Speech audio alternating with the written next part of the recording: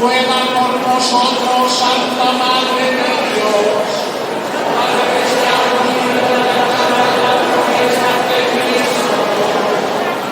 Oremos, Dios, que para la salvación nos has concedido misericordiosamente la ayuda de Santa María, la Virgen del Remedio.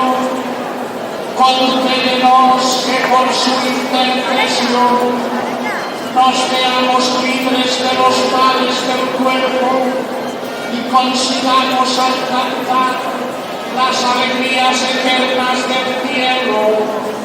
Por nuestro Señor Jesucristo, tu Hijo, que vive y reina contigo en la unidad del Espíritu Santo, Dios, por todos los siglos de los siglos.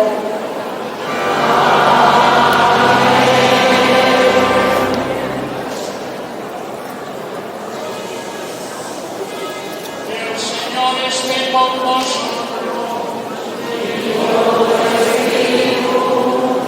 Bendito sea el nombre del Señor, ahora y por todos los siglos. Nuestro auxilio es el nombre del Señor.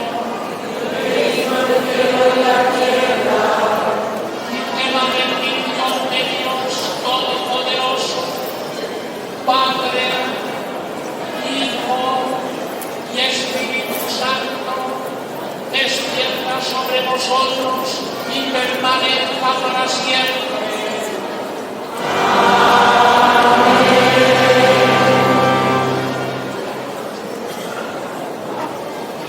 Hermanos, el día 7 de octubre es un día sagrado. En la terminología clásica que tenemos en Romanos, había dos palabras para significar el tiempo. La primera era cronos, el tiempo normal, ordinario, que pasa hora tras hora. Y siempre es idéntico a sí mismo, siempre irrelevante. Pero había otra palabra para designar el tiempo, que era la palabra kairos.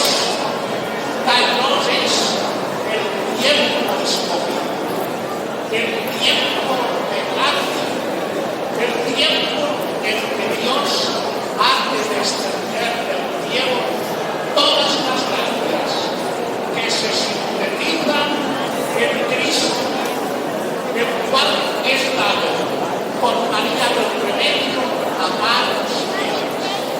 Eso es el 7 de octubre. No